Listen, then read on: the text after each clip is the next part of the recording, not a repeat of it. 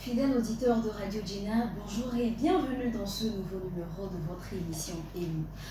Dans le cadre du projet CRG, des organisations d'enfants et de jeunes ainsi que des représentants de communes ont été formés, ont été outillés sur les mécanismes de contrôle de l'action publique. Alors, quels sont ces mécanismes et pourquoi vouloir impliquer les jeunes dans la gestion de l'action publique, de la chose publique? Yao Dobé, assistant projet au Relutate, est l'invité du jour et avec lui, nous parlons du contrôle citoyen de l'action publique. Méchat Nyaro au micro, cher invité, bonjour. Bonjour. Alors, monsieur Yao Dobé, soyez le bienvenu. Je vous remercie pour l'invitation. Ah non, c'est nous qui vous remercions. Comme je le disais, vous travaillez actuellement dans le cadre d'un projet, le projet CRG. Est-ce que vous pouvez nous dire de quoi il s'agit? Le projet CRG, c'est un projet de renforcement de la société civile pour la gouvernance des droits de l'enfant au Togo. Donc, ce projet prévoit trois objectifs. Un premier objectif, c'est pour amener les organisations de la société civile, y compris les organisations des jeunes et enfants, à pouvoir faire le plaidoyer, être influents, agir sur les décisions dans leur milieu. L'autre objectif, c'est de permettre aux organisations de la société civile, y compris les ONG, les organisations d'enfants et jeunes, à agir avec efficacité. Et donc, dans ce cadre, il y a des formations qui se font au niveau de la gouvernance des organisations de la société civile, au niveau de la légitimité, le fait de rendre compte à ses membres. Donc il y a des efforts qui se font à ce niveau. L'autre volet, c'est aussi le plaidoyer qui est plus centré sur la budgétisation sensible aux droits de l'enfant au Togo. D'accord. Alors, Yao Dobé, ça veut dire que l'objectif spécifique, l'objectif général de ce projet, c'est de mettre les jeunes au cœur de l'action publique. Non seulement ça, il faut que leur action soit plus efficace sur le terrain. Et donc, les jeunes sont les partenaires au même titre que les organisations d'enfants et les organisations d'adultes, et donc agissent au même niveau, à la même valeur que ces organisations d'adultes. Donc, il est bien vrai que les jeunes sont au cœur de ce projet, mais l'autre chose, c'est de les renforcer de manière à ce que toutes ces organisations deviennent plus efficaces et influencent les décisions au niveau national. Oui, justement, parlons de ces renforcements de capacité. Il n'y a pas très longtemps que vous avez initié des formations, que vous avez outillé des organisations d'enfants et de jeunes sur le CCAP, le contrôle citoyen de l'action publique. De quoi il s'agit?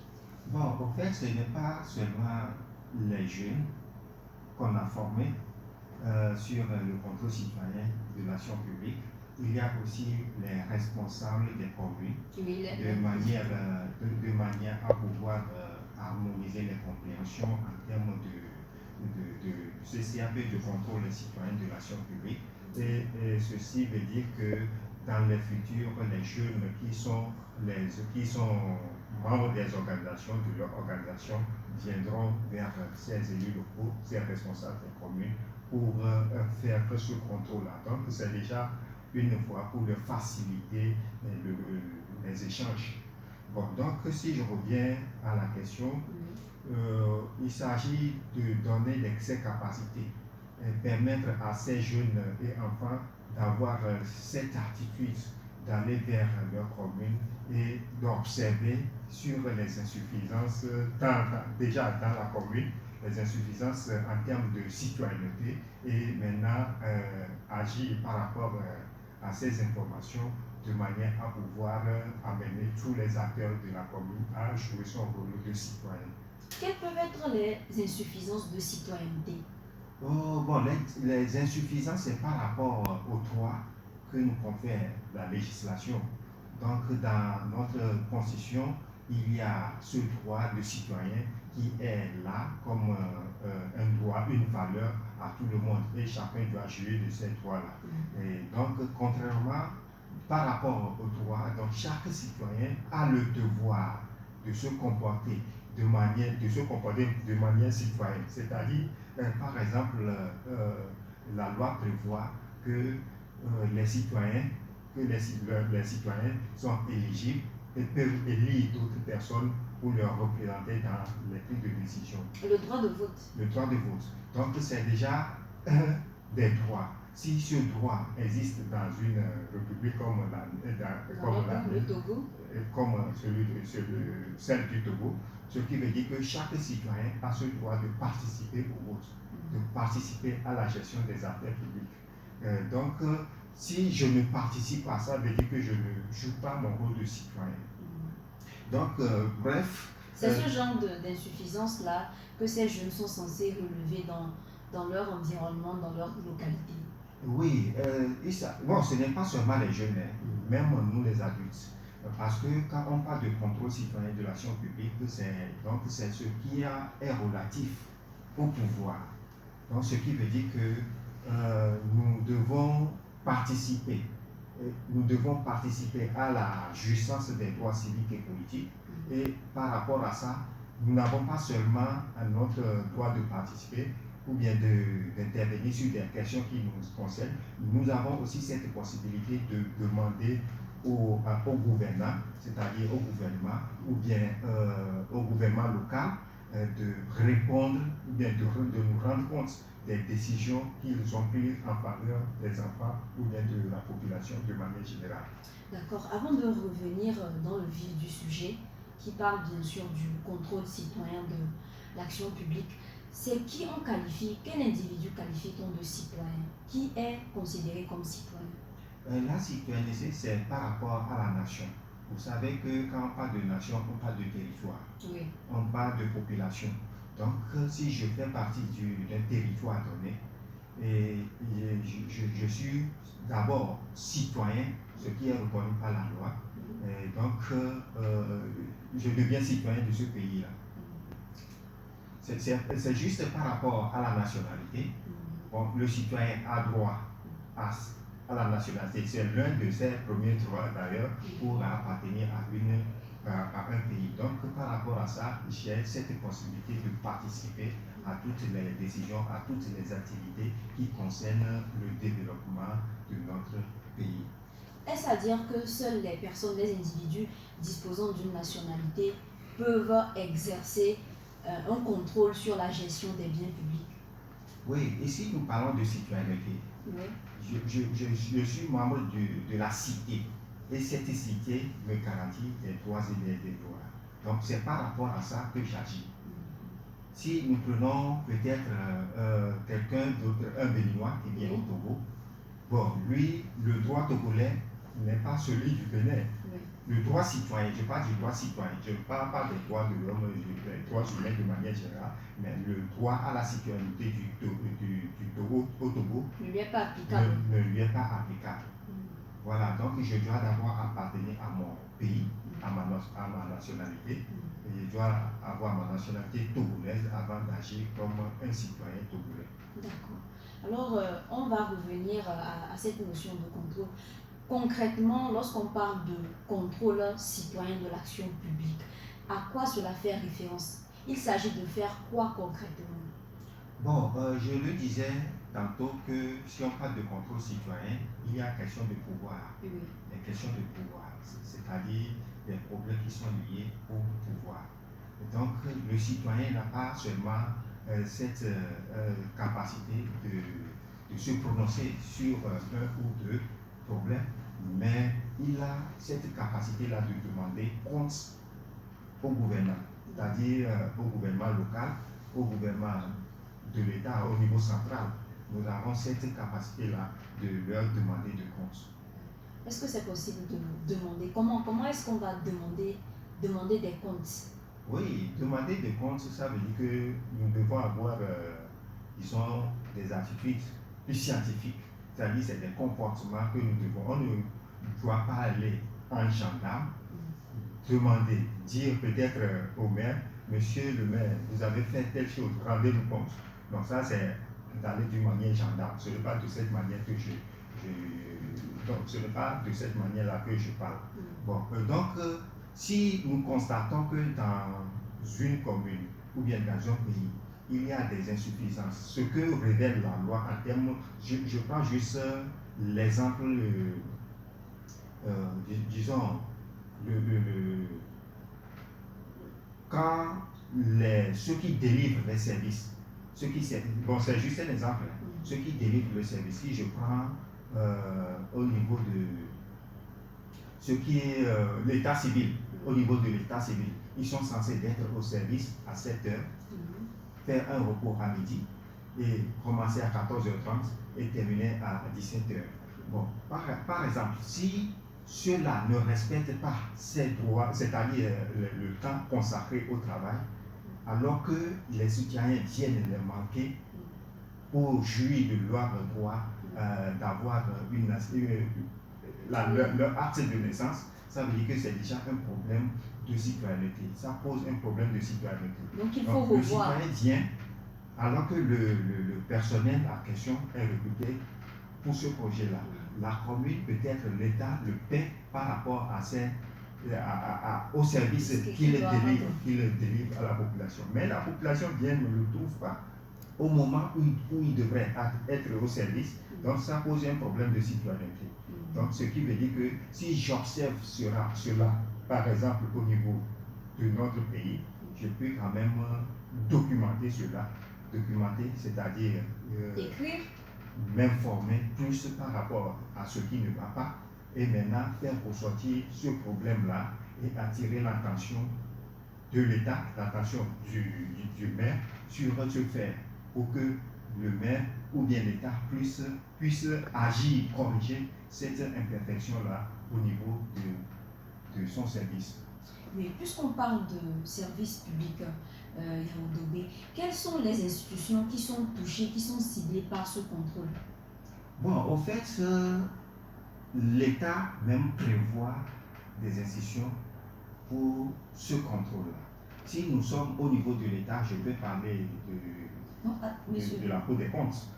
Mais la Cour des comptes, c'est une institution de l'État, excusez-moi, qui est prévue pour pouvoir contrôler la gestion quotidienne des projets, programmes au niveau du pays. Donc, ça c'est au niveau de l'État central. Bon, si je rentre un peu dans les communes, je peux donner l'exemple disons, du bureau du citoyen. Le bureau du citoyen. Excusez-moi. Le bureau du citoyen est aussi créé par la loi pour pouvoir jouer ce rôle d'aider les citoyens à pouvoir résoudre certains problèmes liés à l'insuffisance de la citoyenneté. D'accord, maintenant il y a vous avez donné comme exemple le service des comptes. La Cour des comptes, qui est prévue par la Constitution du Togo, et aussi le bureau du citoyen qui est créé par la loi sur la décentralisation. D'accord. Est-ce que le contrôle citoyen peut se faire à l'endroit des services privés, des entreprises, puisqu'on sait que certaines entreprises, certains services privés également délivrent des services, si je me permets de répéter les mots? Bon, les acteurs dans une, disons, commune ou bien dans un pays, par exemple, sont de trois formes. Il y a la famille d'abord, il y a les privés, c'est-à-dire les entreprises, comme vous le dites, les entreprises qui luttent à but lucratif. Pour eux, c'est le profit. La famille et aussi, les entreprises privées travaillent à but lucratif. Il y a aussi l'État au niveau central ou au niveau décentralisé. Il y a ensuite les partis politiques et la société civile. Bon, à part parmi toutes ces couches, c'est seulement la société civile qui travaille à but non lucratif. Donc, son rôle, c'est de faire ce contrôle, c'est à la société civile qui revient de faire ce contrôle au niveau des décideurs. Si je prends le gouvernement, par exemple, au niveau du gouvernement, si je prends la commune, par exemple, ce contrôle peut se faire aussi au niveau des communes. Ici, le terme dit contrôle citoyen de l'action publique. C'est Pourquoi on le dit ainsi? C'est parce que le droit citoyen me demande à chaque citoyen de se faire représenter ou bien d'élire quelqu'un pour le représenter dans la gestion quotidienne des affaires publiques, ou soit moi-même, en tant que citoyen, j'ai ce droit-là. Mais du moment où je délègue ce pouvoir, du moment où je délègue ce pouvoir à quelqu'un d'autre de nous représenter dans la gestion des affaires publiques, ça, ce qui veut dire que mon œil doit être derrière eux pour m'informer plus de ce qu'ils font en faveur de, disons, dans la recherche de l'objectif commun. L'objectif commun est toujours au centre des préoccupations. Bon, maintenant, par rapport au privé, les privés là travaillent dans un pays ou bien dans une commune. Si leur action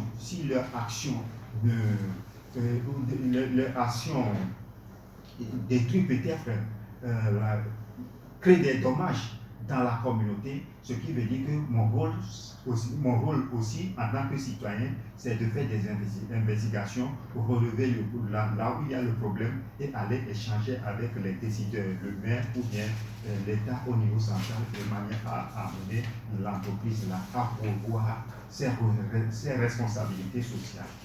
Donc les ONG, les associations qui travaillent à but non lucratif, c'est à eux de jouer ce rôle de contrôle citoyen de l'action publique. Mais il y a aussi certaines personnes qui agissent à titre individuel pour faire ce contrôle de l'action publique. D'accord, merci à vous. Nous avons été rejoints par Benjamin Fagbéji. Alors, Benjamin Fagbéji, qu'est-ce qu'on doit comprendre par contrôle citoyen de l'action publique? Oui, bonjour. Bonjour. Oui, soyez le bienvenu. Je me nomme Benjamin Fagbéji, Oui. de l'Association des enfants et jeunes du Togo pour le droit de l'enfant, partenaire sur le projet CRJ, représentant des organisations d'enfants et jeunes sur le projet CRJ, en partenariat avec Plan International Togo. Donc je suis chargé de programme. Le contrôle de l'action publique s'entend comme le pouvoir donné aux citoyens de travailler en synergie d'action avec les élus, l'État, de tout ce que l'État fait pour le mieux-être du citoyen, non seulement de donner leur avis, mais c'est de leur amener à rendre compte de tout ce que l'État, les élus locaux font dans l'intérêt général. Merci. Comme je le disais en début d'émission, il y a des organisations d'enfants et de jeunes, également des représentants de communes qui ont été outillés sur ce mécanisme-là, parce que le contrôle citoyen de l'action publique est un ensemble de mécanismes. Quel est l'objectif? Pourquoi impliquer les jeunes? Pourquoi impliquer les enfants dans le contrôle, dans la chose publique? Bon, impliquer les enfants devient une obligation impériale. Pourquoi? Parce que les enfants, les jeunes, font partie intégrante de la société. Et donc tout ce qui se fait pour les enfants, les jeunes, ils doivent aussi savoir pourquoi on le fait pour eux. Connaître la chose et aussi être accompagner la société dans tout ce qu'ils mettent en œuvre pour eux. Faciliter la collaboration, le dialogue entre les organisations d'enfants et de jeunes et aussi des élus locaux pour leur implication réelle en matière de participation effective des enfants et jeunes dans les actions publiques. D'accord. Quand on parle de la chose publique, ce sont des choses un peu compliquées qui sont souvent réservées aux hommes politiques, aux grandes personnes.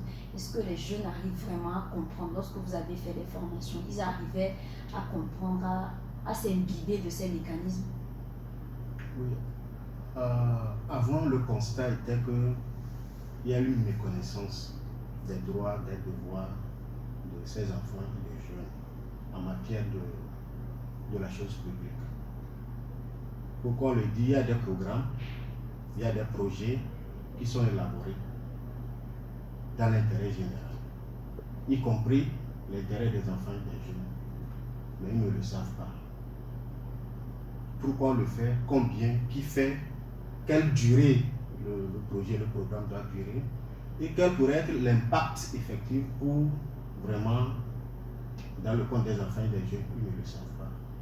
Raison pour laquelle le projet a initié cette activité principale d'outiller, dans un premier temps, les élus locaux, qui sont les acteurs directs de ces initiatives, et aussi les enfants et jeunes, pour qu'ils savent concrètement qu'est-ce qui est de notre prérogative en matière de tout ce qui concerne les actions publiques. Qu'est-ce que je dois savoir? Qu'est-ce que je dois faire pour contribuer aussi de ma part pour le développement de notre société, de notre commune? Raison pour laquelle cette formation a été initiée. Je vous dis aujourd'hui qu'après cette formation, il y a des restitutions qui ont été organisées au niveau de l'ensemble des ONG qui ont pu participer à cette formation. Parce que ce ne sont que des petites franges qui ont été identifiées, alors qu'ils sont nombreux. Il faudrait que l'information touche un plus grand nombre, ce qui a été fait, avec l'implication même de certains conseillers municipaux, pour déjà enclencher une première part de collaboration. C'est ce qui a été fait. D'accord. Alors, il y a Bon, vous voulez ajouter? Oui, je voudrais ajouter en disant que tout d'abord, les jeunes sont impliqués à faire le contrôle citoyen de l'action publique. C'est parce qu'ils sont aussi des citoyens. Ils sont nés dans un pays, comme je le disais au début, ils sont nés dans un pays et ont ce droit qui reconnaît leur participation au développement de la commune, d'une commune par exemple, au développement communal. Plutôt. Donc, comme c'est reconnu tel, ça devient un droit citoyen et non un droit politique. Le droit politique est différent du droit citoyen. Et quelle est la différence? La politique, c'est la recherche du pouvoir. C'est-à-dire qu'il y a des gens qui ont l'ambition de diriger le pays en tant que, membres du gouvernement. Donc ça, c'est eux qui créent des partis politiques. Bon, ici, le droit citoyen, c'est juste le droit d'être élu ou bien d'élire quelqu'un pour nous représenter dans la gestion de l'affaire commune. Donc ça s'arrête là. En dehors de ça, il y a d'autres attributions, c'est-à-dire quand ceux qu'on a délégués, ceux à qui on a délégué le pouvoir de gérer le bien commun, la manière dont la personne gère le bien, ça revient notre responsabilité de le savoir. Parce que c'est nous qui l'avons élu, c'est nous qui avons délégué, qui lui avons délégué le pouvoir de nous représenter. Donc la manière dont la personne gère ce pouvoir-là, ça nous concerne également. S'il le gère bien, on peut lui renouveler le mandat. S'il ne le fait pas bien aussi, il y a des moments de sanction qui nous permettent donc de le censurer. Parce qu'il n'a pas respecté, peut-être il n'a pas répondu à notre attente en termes de notre besoin citoyen. Donc, disons, ce droit-là est reconnu dans notre Constitution. Quand nous prenons aussi le Code de l'enfant, il est bien reconnu que l'enfant a le droit de participer à la gestion citoyenne. D'abord d'appartenir à une association ou de créer une association. Bon, l'association, c'est pour intervenir dans le domaine de la gouvernance, pas tellement de la gouvernance, mais du développement local. Donc, l'enfant a aussi ce droit citoyen d'intervenir au même titre que les adultes. D'accord. Alors, quelles sont les étapes? Je vais parler même de démarches à suivre pour exécuter un contrôle, pour mettre en place, pour mettre en œuvre un contrôleur citoyen. Oui, les démarches, il faut d'abord s'informer. S'informer sur le contexte dans lequel tu vis. Donc, celui qui fait le contrôle citoyen de l'action publique doit connaître ce que lui refait, ce qui lui revient comme un droit citoyen. Donc, il y a des tests qui précisent cela. Quand nous rentrons dans la communauté, il y a la loi sur la décentralisation qui reconnaît, en ses articles 14 et 7, qui reconnaît le droit de participer au développement local. Et donc, par rapport au contexte, les contextes juridiques, contexte économique, contexte social, ainsi de suite, donc on doit avoir ces informations et cadrer notre action sur ce que nous dit la loi. Parce que nous n'allons pas nous comporter hors de la loi, on doit être dans la loi. Bon, maintenant, par rapport à l'information que nous recevons dans la communauté et ayant trait à un problème de gestion de programme, de gestion du pouvoir, donc nous devons rassembler ces éléments et maintenant faire une documentation autour de ce problème-là et maintenant on peut engager des discussions avec qui de droit. Si c'est le président de la République ou bien c'est la première ministre, on va chez lui, on en discute table sur table. Si c'est le maire dans une commune, par exemple, on va chez le maire, tel est le problème que nous avons identifié dans votre commune, aidez-nous à résoudre ce problème-là qui freine la justesse de l'intérêt général de la population. Donc, c'est pratiquement les démarches qu'il faut adopter pour faire le contrôle citoyen de l'action publique. Donc, il ne s'agit pas d'aller en gendarme réclamer cela comme un gendarme au niveau de l'autorité. Au niveau de l'autorité, mais ça amène aussi à échanger, à négocier et maintenant à améliorer la performance des programmes, l'amélioration dans la gestion du pouvoir. Est-ce qu'il y a une période concrète au cours de l'année où ça se fait? Est-ce que, comme par exemple le vote d'un budget d'une ligne, est-ce que ça se fait? Il y a une période au cours de laquelle on permet aux acteurs de la société civile de venir exercer ce contrôle? Bon, par rapport à votre exemple, il y a une périodicité. Si c'est le budget, il y a une périodicité par rapport au budget. Donc, à ce niveau, si le jeune n'est pas impliqué dans l'élaboration de ce budget-là, donc c'est un problème citoyen. Le jeune peut, ou bien du moment où il constate qu'il y a beaucoup d'entre eux qui ne participent pas à la gestion, ou bien qui ne participent pas au processus budgétaire, en ce moment, ils peuvent quand même s'adresser directement au maire pour dire, monsieur le maire, la loi permet que nous puissions aussi participer à la gestion de la commune, au développement local. Donc, par rapport à cette loi, nous avons cette possibilité ou cette latitude donc d'être aussi impliqués dans l'élaboration du budget au niveau, d'abord dans la formulation du budget. Nous devons être là pour nous assurer que nos besoins sont pris en compte par le budget. Dans l'adoption, nous devons être là aussi pour émettre notre avis par rapport à ce qui... D'abord pour nous rassurer que vraiment il y a une ligne qui nous sont consacrées pour nous faciliter notre droit à l'éducation, notre droit à la santé, notre droit à la protection. De plus, dans la mise en œuvre, c'est-à-dire quand on adopte le budget, on l'exécute. Bon, dans l'exécution aussi, c'est bien vrai que ce n'est pas là où il y a des problèmes qui nous concernent, qui concernent surtout notre protection.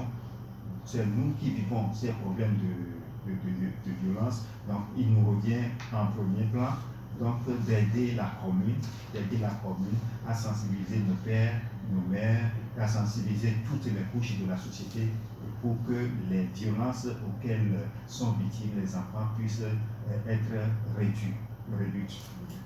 Alors, Benjamin Fagbedji, à l'issue de ce contrôle citoyen, est-ce qu'après, il y a un suivi? Est-ce qu'un suivi est fait?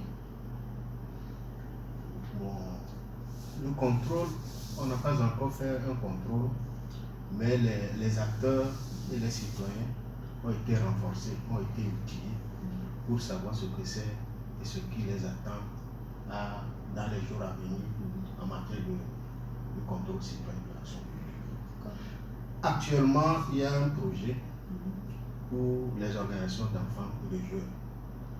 C'est le projet CRG qui a mis les fonds à l'actif de l'AHT2 pour que les membres de cette plateforme puissent initier des projets de plaidoyer à l'endroit des communes spécifiques dans les zones où ils sont implantés. Donc actuellement, c'est sur ce processus-là que nous sommes. Ok, d'accord. Alors, nous allons parler de comment les acteurs de la société civile pouvaient s'ingérer dans la gestion de la chose publique. Maintenant, de quelle manière un individu, un citoyen, comme on le dit, qui ne fait pas partie des organisations, qui n'est pas directement en contact avec la commune, je parle des responsables communaux, comment un individu peut lui s'intéresser et également exercer ce contrôle? En fait, c'est très simple. Je reviens un peu en arrière pour dire que on peut faire le contrôle citoyen au moment de l'évaluation des besoins. Voici les enfants, les jeunes de leurs organisations ont été pris en compte, ont été touchés. Maintenant, dans cette évaluation, les enfants vont s'assurer qu'effectivement leurs besoins ont été recueillis. À ce moment-là, on est en train de préparer déjà un contrôle. Lors de la formulation du budget, on doit savoir si est-ce que ce qui a été évalué a été pris en compte. Et dans la mise en œuvre aussi, les enfants doivent s'assurer que c'est de cela que l'assistant disait. C'est la chose de droit que les enfants font face dans leur communauté. L'éducation, la santé, les insuffisances, les droits qui sont menacés pour eux. C'est à ce moment-là qu'ils vont évaluer pour voir est-ce que ces droits-là ont été concrétisés pour eux, et il serait de devoir à leur niveau de dire à haute voix qu'effectivement cette commune, vraiment dans le processus du départ de la mise en œuvre jusqu'à la finalisation, nos besoins ont été pris en compte. C'est de ça même que le projet veut. C'est ça que le projet veut en initiant cette phase de contrôle citoyen de l'action publique. Que à tous les niveaux, que la participation des enfants soit effective. Alors, chers auditeurs et auditrices, si vous venez de nous rejoindre, vous êtes sur Radio Djena dans Enou, avec Yao Dobé, assistant projet au tête, et Benjamin Fagbeji, responsable de l'AEJTDE. Nous parlons du contrôle citoyen de l'action publique. Alors, je me tourne vers... J'avais une question. Une question à mon endroit? Non, vous m'avez posé une question. Ah oui, vous voulez ajouter, enchérir? Si un individu peut lui seul entamer un processus de contrôle citoyen de l'action publique, il dit c'est vrai, un individu, c'est un citoyen qui a ce droit de faire le contrôle citoyen de l'action publique au vu des constats négatifs relevés au sein d'une commune. Ça peut être des manquements comportementaux où vous allez au niveau de la commune, l'accueil n'est pas ça, le dépôt des dossiers n'est pas ça, la légalisation ne respecte pas les normes, l'aspiration de comment l'appelle-t-on, des citoyens. Un citoyen peut saisir le maire à travers l'écrit, à travers une visite, pour lui exprimer vraiment ses manquements constatés au niveau de sa commune. Ça fait partie aussi du contrôle citoyen de l'action publique. Ce n'est pas forcément qu'il faut documenter la situation, mais constater aussi des faits et signaler pour un changement de comportement. Donc, au niveau de tout type de service public, à partir du moment où c'est une institution publique, un citoyen qui remarque des insuffisances peut aller relever, signaler au niveau de l'autorité locale, de sa commune. En vue d'un changement de situation. D'accord.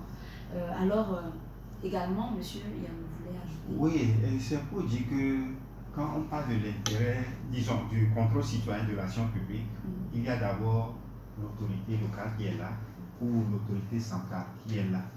Bon, l'action du contrôle citoyen, c'est soit on peut le faire en tant qu'individu, ou soit on le fait au nom d'une organisation. Si on le fait au nom d'une organisation, ça a plus d'impact par rapport si on est, disons, une personne. Et qu'on le fait de façon isolée. Bon, ça aussi, c'est aussi un contrôle, mais l'impact parfois n'est pas aussi ça. Il est plus efficace d'agir au nom d'une organisation de la société civile. Au finish, c'est la recherche de l'intérêt commun. La satisfaction de l'intérêt commun d'une population. Bon, l'incivisme, on découvre ça un peu partout. Il faut juste aller dans la rue, vous verrez ceux là qui, pour une petite faute de l'autre, commencent par injurer. Et il y a des gens qui violent les feux rouges et devant, il y a les passagers qui sont là et puis ils les tamponnent. Donc c'est un comportement. Le fait de violer les feux rouges, c'est un exemple d'incivisme. Si on observe ça dans une commune, par exemple, on peut attirer l'attention du maire. C'est faisable. C'est faisable. On peut signaler ces genres d'attitudes. L'incivisme, on peut signaler et qu'on prenne des dispositions pour que cela ne cesse. Vous allez voir au niveau des feux tricolores, la police, c'est pour régulariser ce genre de choses, que les gens respectent la loi, disons, le code de la route. Donc, en respectant le code de la route, on évite des accidents. Donc, il y a assez d'insuffisance. Si nous prenons par exemple la gestion, le maire ou bien l'élu, disons la commune a prévu la construction d'un pont pour avoir accès à l'autre village. C'est juste un exemple. Bon, à la fin de l'année, on remarque que ce qui a été prévu dans le budget n'a pas été exécuté du tout. Donc, le citoyen qui remarque ce problème-là, c'est un problème dans le plan. Donc, le citoyen qui observe cela peut aller attirer l'attention de monsieur le maire que dans le budget 2022, vous avez prévu construire un pont pour pouvoir rallier l'autre village. Bon, quelle était votre difficulté? Pourquoi vous n'avez pas pu réaliser ce projet-là? C'est juste, disons, une préoccupation sur laquelle il faut débattre avec les citoyens, ceux qui vous ont délégué le pouvoir. Donc c'est là où on demande de compte. Si c'est bien géré, si c'est mal géré, on peut aussi demander de compte. Oui, que ça soit bien géré ou mal géré, on doit demander. C'est-à-dire d'abord la responsabilité au niveau des élus locaux ou bien du maire, c'est de rendre compte à la population de la gestion de la gestion commune. Parce que quand on prend le budget, c'est des prévisions, c'est des citoyens qui paient leurs impôts, qui paient leurs redevances et taxes. Et c'est à l'aide de ça qu'on construit les infrastructures. Voilà. Donc, si on prévoit construire ces infrastructures et au final on ne l'a pas, ça veut dire qu'il y a un problème quelque part, il faut régler. Donc, le maire doit rendre compte à sa population par rapport à ça. D'accord. Alors, Benjamin, si à l'issue du contrôle, on constate des irrégularités dans la gestion des biens, que les biens n'ont pas été bien gérés, est-ce qu'il y a des sanctions on se retourne vers peut-être la police, le commissariat? Comment est-ce qu'on gère ces situations? À ce que je sache, on ne fait pas un contrôle citoyen de l'action publique pour sanctionner un décideur. Mais c'est de le faire savoir les manquements qui peuvent toutefois créer des dangers au sein de la commune. Et créer un dialogue à ce qu'on arrive à résoudre le problème. C'est ça. On fait un contrôle citoyen de l'action publique pour un changement de situation, un changement de comportement. Tous ces manquements relevés au niveau du citoyen peut être relevé au maire et ensemble trouver une approche de solution à la satisfaction du citoyen. Ce n'est pas pour sanctionner le maire qu'on fait On fait ce une action de contrôle de l'action publique. Néanmoins, je crois que c'est les citoyens qui ont délégué leur pouvoir au maire. Donc, si dans la gestion de la chose publique, on remarque, on peut sanctionner peut-être à travers les élections, quand on ne lui renouvelle pas le mandat, ça veut dire que d'autre part c'est une sanction. On peut aussi aller vers, disons, le bureau du citoyen qui est créé par la loi, mais pas encore en exécution parce qu'il faut encore, disons, un décret d'application par rapport à ça pour pouvoir être mis en place dans toutes les communes. Donc, il y a des canaux, des voies qu'on peut emprunter pour, d'une manière ou d'une autre, disons, sanctionner. D'accord. Nous sommes arrivés presque à la fin de cette émission. C'était 40 minutes de discussion. Est-ce que vous avez un mot à adresser aux acteurs de la société civile, aux représentants des communes, à la société? Vous avez quelque chose à dire? Bon, ce projet de renforcement de la société civile pour la gouvernance des droits de l'enfant au Togo a été financé par le plan international à travers, disons, par le gouvernement suédois à travers le plan international. C'est un moment pour nous donc de remercier Plan à travers ce financement qui nous ont permis donc de toucher, disons, les élus locaux. Certains, pour le moment, ce n'est que certains élus locaux, ce n'est que, disons, au niveau de Rolutet, on a touché 26 communes qu'on a formées aussi sur ce contrôle citoyen de l'action publique.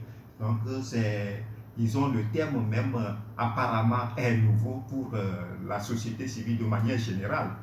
Donc, il faudrait qu'on renforce les capacités, qu'on continue de renforcer les capacités sur cette thématique au niveau des communes et aussi au niveau de la société civile, y compris les jeunes, les enfants et les jeunes, pour que nous puissions avoir la même compréhension. Si nous avons la même compréhension, je crois qu'on aurait contribué beaucoup dans la performance des programmes et projets, dans l'intérêt général de la population. Donc c'est le moment de remercier tous les acteurs au niveau des communes, au niveau des organisations de la société civile et aussi des jeunes pour que nous puissions renforcer nos initiatives dans ce sens-là. Ça irait de l'intérêt de tous. Merci. Benjamin? Bon, pour ma part, c'est pour juste remercier le Plan International Togo d'avoir pensé aux jeunes et aux élus locaux, même aux médias, sur ce projet. Et à travers le contrôle citoyen de l'action publique, vient vraiment éveiller la conscience de la population, du citoyen. De ne pas rester à l'écart des actions du gouvernement, mais c'est de faire avec. Ça, c'est déjà une action à saluer. Et donc, les jeunes, les enfants ne sont pas mis de côté.